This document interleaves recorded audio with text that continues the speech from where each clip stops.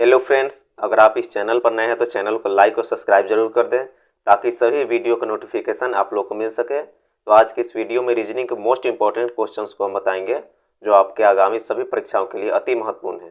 तो चलिए हम लोग चलते हैं, सभी प्रश्नों को बनाते हैं। प्रश्न संख्या 1, यदि 16 डिवाइड 4 बराबर 74 हो, 21 डिवाइड 7 बराबर 33 है, फिर 81 डिवाइड 9 बराबर 99 हो तो 55 डिवाइड 5 बराबर यह क्या होगा। यहाँ प्रश्न चिन्ह के स्थान पर क्या होगा। ये भी प्रश्न जो है बहुत ही आसान प्रश्न है। इसको हम लोग काफ़ी आसान विधि से इसको हम लोग बना लेंगे। तो यहाँ देखेंगे हम लोग सबसे पहले यहाँ 16 डिवाइड कितना दिया हुआ है जी, यहाँ 4 दिया हुआ है, बराबर कितना है 74 है। तो अगर 16 में अगर हम लोग 4 से इस 4 से अगर भाग दे दे रहे हैं तो 74 आएगा, ये 74 आएगा, नहीं आएगा। तो हम लोग क्या करेंगे, 16 को आपस में हम लोग जोड़ देते हैं। 16 को अगर आपस में जोड़ देते हैं, 1 और 6 को आपस में जोड़ देंगे, 1 और 6 को आपस जोड़ने के बाद क्या होगा जी, 7 हो जाएगा। क्या हो जाएगा जी, 1 और 6 को आपस में जोड़ दे रहे हैं तो 7 आ जाएगा। फिर क्या करेंगे कि ये 16 में 4 से हम लोग भाग दे देंगे तो 4 चौके 16 हो जाएगा। 4 हम लोग यहाँ नोट कर दिए। तो देखिए यहाँ 74 है, तो यही 74 जो है यहाँ लिखे हुए। फिर हम लोग क्या करेंगे, इस 2 और 1 को आपस में जोड़ देंगे। 2 और 1 आपस में जोड़ दे रहे हैं तो कितना आ जाएगा जी, 3 यहाँ आ गया। अब फिर हम लोग क्या करेंगे जी, 21 में 7 से इस 7 से 21 में क्या कर देंगे, डिवाइड कर देंगे, भाग कर देंगे। तो 7 3 21 होगा, 3 मतलब में कटेगा जी, तो यहाँ फिर 3 लिख दिए। तो देखिए यहाँ 33 है तो यहाँ 33 लिखा हुआ है। फिर सेम प्रोसेस हम लोग आगे करेंगे। 8 और 1 को एक साथ जोड़ देंगे। अगर 8 और 1 को हम लोग एक साथ जोड़ते हैं तो 9 हो जाएगा। और फिर 81 में हम लोग 9 से इस 9 से भाग दे रहे हैं तो कितना हो जाएगा जी, 9 9 81, तो यहाँ 9 हो गया। तो देखिए यहाँ 99 दिया हुआ है। फिर सेम प्रोसेस हम लोग इस 55 और 5 को करेंगे, मतलब 55 डिवाइड 5 को करेंगे। अगर इस 5 को आपस में जोड़ दे रहे हैं तो कितना आ जाएगा जी, इस 5 को आपस में जोड़ देने के बाद 10 हो जाएगा। फिर क्या करेंगे जी, 55 में 5 से हम लोग डिवाइड कर देते हैं तो कितना हो जाएगा जी, 11 5 55, कितना आ जाएगा जी, 11 आ जाएगा। तो यही जो है 1011 जो है इसका आंसर हुआ। तो चलिए हम लोग ऑप्शन में देखते हैं किस ऑप्शन में 1011 है। तो ऑप्शन संख्या ए में 110 है, ऑप्शन संख्या बी में 1001 है, फिर ऑप्शन संख्या सी में 11 है, ऑप्शन संख्या डी में जो है कितना है जी, 1011 है, 1011 है। तो इसका राइट आंसर ऑप्शन डी हो जाएगा। ये प्रश्न जो है बहुत ही इंपॉर्टेंट प्रश्न है। इसी प्रकार का प्रश्न जो है बार बार एग्जाम में जो है रिपीटेड होते रहते हैं, दोहराते रहते हैं। तो आगामी सभी परीक्षाओं के लिए, ऑल कॉम्पिटिटिव एग्जाम के लिए जो है मोस्ट इंपॉर्टेंट क्वेश्चन है। तो चलिए हम लोग नेक्स्ट क्वेश्चन को बनाते हैं। प्रश्न संख्या 2, यदि किसी खास कोड में हवा को आग कहा जाए, आग को जल कहा जाए, फिर जल को आकाश कहा जाए, आकाश को नदी कहा जाए और नदी को सागर कहा जाए तो पक्षी कहाँ उड़ते हैं। ये प्रश्न जो है बहुत ही आसान प्रश्न है। देखने में लॉन्ग क्वेश्चन है, लेकिन जितने भी लॉन्ग क्वेश्चंस होते हैं, लंबे प्रश्न होते हैं, वो जो है बनाने में काफ़ी आसान विधि से सोल्व हो जाते हैं, बन जाते हैं। तो इस प्रश्न में मुख्य चीज़ें देखना है कि मुख्य चीज़ें कहाँ हैं। या मुख्य चीज़ें जो है दिया हुआ है, पक्षी उड़ते कहाँ हैं, इस चीज़ को देखना है सबसे पहले। यहीं से जो है हम लोग आंसर ज्ञात कर लेंगे। तो हम सभी जानते हैं कि पक्षी आकाश में उड़ते हैं। तो आकाश का इसमें नामकरण क्या किया हुआ है, तो यहाँ प्रश्न में दिया है आकाश को नदी कहा जाए, मतलब इसमें जो है आकाश को क्या कहता है जी, आकाश का नाम क्या रखे हुए हैं, आकाश का नाम नदी रखे हुए हैं। तो यहाँ क्या होगा जी, पक्षी जो है कहाँ उड़ते हैं, आकाश का नाम जब नदी रखे हुए है, ये नदी रखे हुए है आकाश का नाम, तो आकाश की जगह क्या हो जाएगा जी, नदी हो जाएगा। तो पक्षी कहाँ उड़ते हैं, नदी में उड़ते हैं। तो इसका राइट आंसर नदी हो जाएगा। तो किस ऑप्शन में नदी दिया हुआ है, तो ऑप्शन ए में आकाश है, ऑप्शन बी में नदी है। तो इसका राइट आंसर जो हो जाएगा ऑप्शन बी, नदी। तो चलिए हम लोग अगले प्रश्नों को बनाते हैं। प्रश्न संख्या 3, नीचे दिए गए प्रश्न आकृति में विषम चुनिए। तो यहाँ जो है ओड चुनना है, सबसे अलग चुनना है। तो यहाँ प्रश्न में आकृति में दिया हुआ है, इसमें भी जो एरो दिया हुआ, तीर दिया हुआ है 3 है, फिर इसमें एरो जो दिया हुआ तीर दिया हुआ 3 है, फिर इसमें 2 है, फिर इसमें 2 है। इसी चारों फिगर में हम लोगों को देखना है कि कौन विषम है।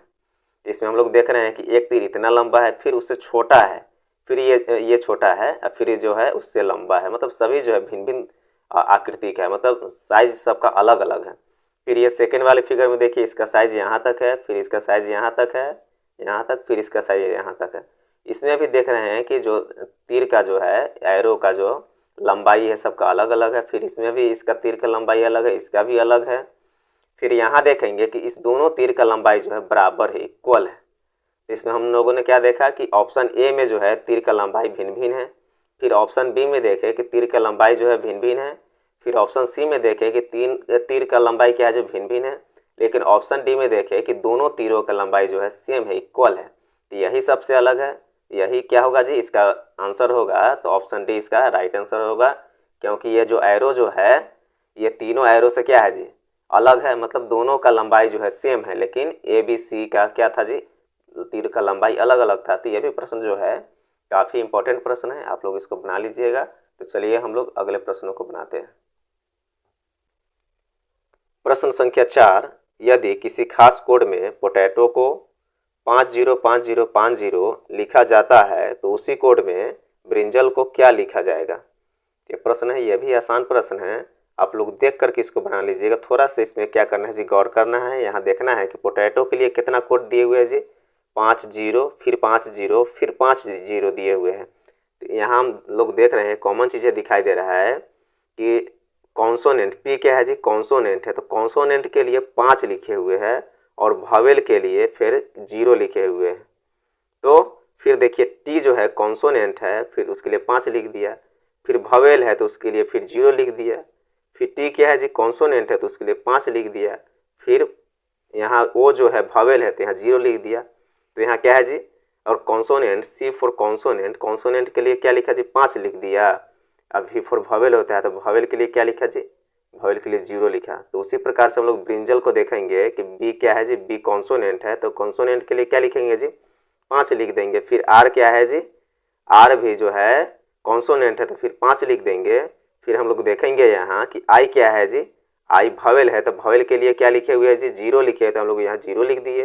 फिर एन क्या है जी, एन कॉन्सोनेंट है तो फिर 5 लिख दिए। फिर जे क्या है, जे भी कॉन्सोनेंट है तो फिर 5 लिख दिए। ए क्या है, इसमें ए भावेल है तो उसके लिए 0 लिख दिए।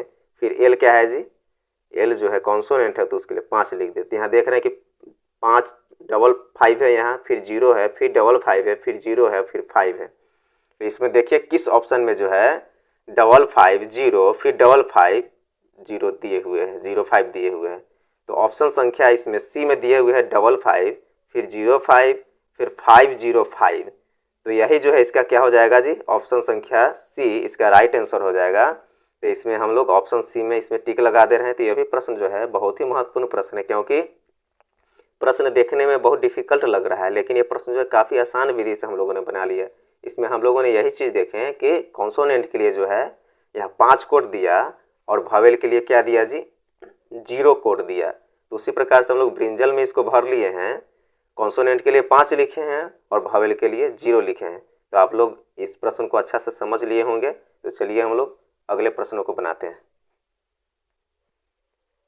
प्रश्न संख्या 5, दिए गए विकल्पों में जो संख्या असंगत है उसे ज्ञात करें। इसमें प्रश्न में क्या कर रहा है कि इस विकल्प में जो संख्या असंगत है उसको क्या करना है जी, उसको ज्ञात करना है, वही आंसर हो जाएगा। तो चलिए हम लोग इसको बनाते हैं। तो इस प्रश्न को हम लोग गौर से देखेंगे तो इसमें क्या नज़र आ रहा है कि अगर इसको 123 को क्या कर दे हम लोग 3 से डिवाइड कर दे रहे हैं, फिर 234 को हम लोग अगर 3 से डिवाइड कर दे रहे हैं, फिर 129 को 3 से डिवाइड कर दे रहे हैं, या फिर 148 को 3 से डिवाइड कर दे रहे हैं, तो कितना इसमें जो है संख्याएं आते हैं। तो इस 130 को पहले देखेंगे, 3 से डिवाइड कर दिए हैं तो कितना गया जी, इसको काट देंगे तो कितना जाएगा जी, 41 आ जाएगा। फिर देखेंगे कि इस 234 को हम लोग 3 से डिवाइड किए हैं तो कटने के बाद कितना जा रहा है जी, 78 आ जा रहा है इसका। फिर हम लोग यहाँ देखेंगे कि यहाँ 129 को 3 से डिवाइड कर दिए हैं तो कटने के बाद कितना आ गया जी, 43 आ गया। लेकिन ये जो है 148 जो है 3 से ये डिवाइड नहीं होगा, नहीं कट पाएगा। लेकिन इसमें देखें कि 123 जो है 3 से कट गया, फिर 234 भी 3 से कट गया, फिर 129 भी 3 से कट गया। लेकिन ये 148 जो 148 जो है सॉरी 148 जो है वो 3 से नहीं कटा। तो यही सबसे अलग है, यही असंगत है, यही तो 148 जो है इसका आंसर हो जाएगा। तो ऑप्शन किस ऑप्शन में 148 है, तो ऑप्शन डी में 148 है। तो इसका राइट आंसर ऑप्शन डी हो जाएगा। फिर से इस प्रश्न को आप लोग समझ लीजिए इस 130 को क्या किए हुए जी, 123 को 3 से डिवाइड कर देने के बाद ये 41 आया। फिर 234 को क्या किए जी, फिर इसको भी हम लोग 3 से डिवाइड किए तो 78 आया। फिर हम लोग 129 को 3 से डिवाइड कर दिए तो 43 आया। लेकिन यहाँ 148 को अगर हम लोग 3 से डिवाइड कर रहे हैं तो ये जो है 3 से नहीं कटेगा।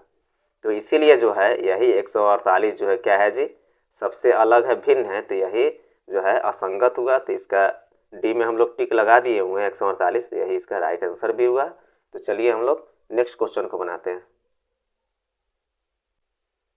प्रश्न संख्या 6, निम्नलिखित संख्या श्रृंखला में लुप्त संख्या की पहचान करें। इसमें लुप्त संख्या कहाँ है जी, मिसिंग लेटर यहाँ ज्ञात करना है।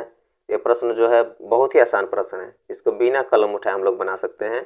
तो चलिए हम लोग बनाते हैं। यहाँ 23 दिए हुए, 23, उसके बाद 5 दिए हुए हैं।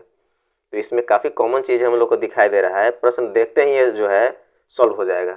ऐसा लग रहा है कि इसको हम लोग देख करके तब सेकेंडों में इसको हम लोग क्या कर देंगे जी, बना लेंगे।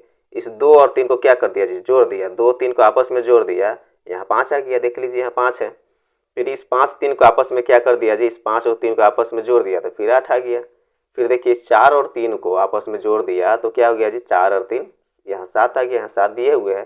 फिर उसी प्रकार से हम लोग इस 3 और 4 को जोड़ते हैं। 3 और 4 को जोड़ते हैं तो कितना आ जाएगा, 3 और 4 को जोड़ते हैं तो 7 आ जाएगा। तो यही 7 जो है, इस 3 और 4 को जोड़ने के बाद ये 7 आया, यही जो है मिसिंग लेटर है। क्या है जी, यही मिसिंग लेटर है। तो इसका आंसर भी 7 होगा। तो चलिए हम लोग ऑप्शन में देखते हैं किस ऑप्शन में 7 है। तो ऑप्शन ए में 7 है, तो इसका राइट आंसर ऑप्शन ए हो जाएगा।